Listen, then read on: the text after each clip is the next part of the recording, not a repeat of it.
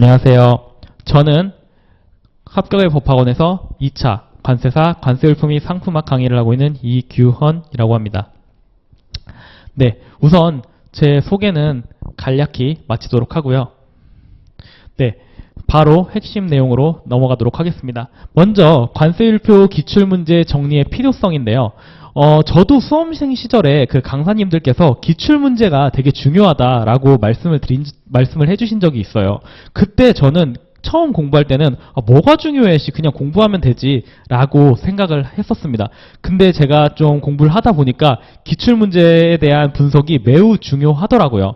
매우 중요한데 그 중요한 이유는 저는 기출문제가 오히려 한 번 나왔던 부분은 안 나오겠지라고 생각한 부분이 있었는데 그게 아닙니다. 지금 중요한 부분은 반복해서 출제되는 경향이 있습니다. 그렇기 때문에 이 부분이 중요하니까 계속 나오는구나를 파악할 수 있기 때문에 매우 기출문제 분석이 중요하고요. 그 다음에 기출문제를 통해서 문제화 될 수 있는 부분을 파악할 수 있다는 겁니다. 지금까지 그 기본 그리고 압축정리 커리를 들으시면서 여러분들께서는 근데 이게 과연 어떻게 문제가 되는 거지? 라는 궁금증이 있을 수 있어요. 단지 지금은 규정들을 이해하고 암기하는데 지금 몰두하고 계신데 그럼 이거 내가 지금 공부한 부분이 과연 어떻게 문제가 될 수 있는지를 기출문제를 통해서 확인을 할 수가 있습니다. 물론 기출문제를 미리 보신 분들도 있겠지만 지금 공부하시는 단계에서 즉 기본을 듣고 압축정리 부분을 통해서 공부하시면서 그 기출문제들에 대해서 그렇게 유심히 보신 분들이 많지는 않으실 거예요. 그렇기 때문에 지금은 무작정 이해하고 암기하고 그렇게 하시지만 이렇게 기출문제를 보면서 이제 앞으로 내가 지금 공부하는 부분들이 이러이러한 형식으로 문제가 될 수 있겠구나 라고 이해할 수 있기 때문에 기출문제 분석은 매우 중요하다고 할 수 있습니다. 또한 기출문제 학습을 통해서 내가 공부한 부분에 대해서 이 부분은 내가 이 정도 쓸 수 있지, 내가 이 부분은 좀 부족한데? 라는 거를 확인할 수 있기 때문에 앞으로의 그 학습 방향을 설정하는 데 있어서도 매우 중요하다고 할 수 있겠습니다. 그래서 저는 이번 그 커리큘럼을 통해서 좀 이 수업을 들으면서 어떻게 이 수업을 활용해야 되는지를 이제 말씀드릴 건데요. 지금 보시면 아마 저희 학원의 커리큘럼상 수업 시작 전에 30점 분량의 문제풀이가 또 있습니다. 압축정리 시간에는 20점 분량의 문제를 제가 약간 기본적인 내용들로 엮어가지고 문제를 만들어서 출제를 하고 여러분들께서 푸시고 수업을 하는 방식이었는데요. 이번에는 30점 분량입니다. 30점 분량인데 제가 문제를 만들진 않을 거예요. 기출 문제들을 토대로 문제를 구성을 해서 드릴 겁니다. 그렇기 때문에 실제 그 문제를 푸는 데 있어서 준비하는 데 있어서 어렵지는 않으실 거예요. 그렇기 때문에 그 30점 분량의 기출문제 풀이를 통해서 답안 작성 능력을 향상시킬 수 있고요. 그 다음에 아까도 말씀드렸지만 기출문제를 통하여 각 분화류에서 문제가 될 수 있는 부분들을 파악할 수 있다는 겁니다. 그렇기 때문에 그 중요한 부분, 안 중요한 부분들을 어느 정도 좀 선별할 수 있다는 거죠. 그래서 문제화되기 어려운 부분은 과감히 스킵해도 된다는 겁니다. 물론 이게 굉장히 위험할 수도 있는 부분이죠. 하지만 제가 과감히 말씀드릴 수 있는 건 저희가 사람이잖아요. 그리고 저희가 보는 시험은 관세사 시험이지 HS 시험이 아닙니다. 만약에 이게 HS 시험이다 그러면 싹 다 외우고 싹 다 공부해야죠. 하지만 저희는 4과목 심지어 새끼 과목까지 하면 더 7과목 심지어 1차 동차까지 준비하는 분들은 과목 수가 더욱더 많죠. 그런 상황에서 뭔가 문제화되기 어려운 마이너한 부분까지 다 가져가려고 한다? 그러면 저는 이 시험에 합격하기는 어렵다고 생각합니다. 선택과 집중을 해야 된다는 거죠. 그래서 중요한 부분 위주로 공부하되 문제화되기 어려운 부분 과감히 스킵하셔도 된다. 그러면 이럴 수 있어요. 근데 너 만약에 네가 다루지 않은 부분에서 나오면 어떡할 건데?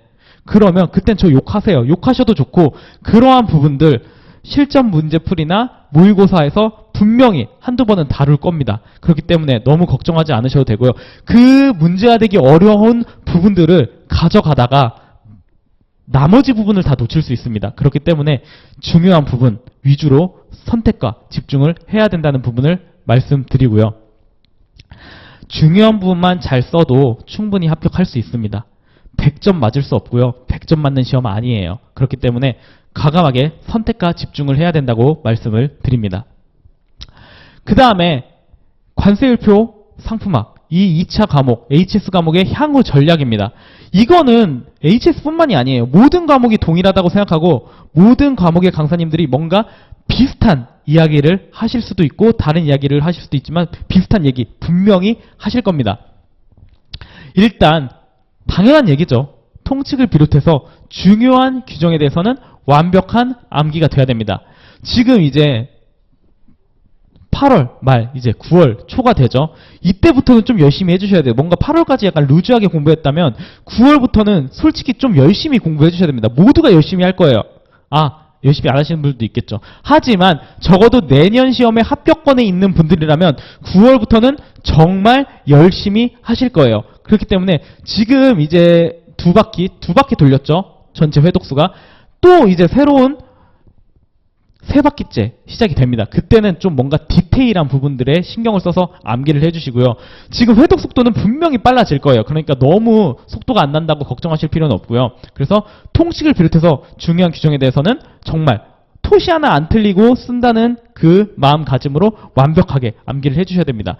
그리고 이해와 암기. 어떤 분들이 있어요. 12월까지는 이해만 하고 1월부터 암기해도 된다라고 말씀하시는 분들이 있어요. 맞는 말일 수도 있습니다. 하지만 이해와 암기 따로 생각하지 마시고 무조건 반복적으로 계속 암기하시고 암기하셔야 됩니다. 빠져나갑니다. 계속 채워 넣으셔야 돼요. 그렇게 되고 그 다음에 세 번째, 모방이 나쁜 것은 아닙니다. 왜냐하면 아마 제 수업이 될 수도 있고 다른 학원의 다른 강사님들도 있을 수 있어요. 그 기출문제 풀이에 대한 모범 답안들이 분명히 있을 겁니다. 모의고사 모범 답안들도 있을 거고요. 그런 모범 답안들을 모방하는 것은 절대 나쁜 것이 아닙니다. 그 모범 답안대로 쓸 수 있다면 너무 베스트인 거죠. 그렇기 때문에 그런 모방이 나쁜 것이 아니기 때문에 모방하는 것도 하나의 공부 방법이기 때문에 그 모범 답안들을 보면서 공부하신다면 충분히 고득점을 받을 수 있다고 생각을 합니다. 네, 이제 대부분 본격적으로 공부하신 분들이 빠르면 4월, 늦으면 5월부터 아마 공부는 시작하셨을 거예요. 지금 5, 6, 7, 8, 4개월이 지났습니다. 하지만 아직 머릿속에 크게 뭔가 남는 부분이 없고 자꾸 잊어버리고 까먹으실 거예요. 걱정하지 마세요. 다 사람입니다. 사람이기 때문에 까먹는 거 당연하고요. 저도 그랬고요.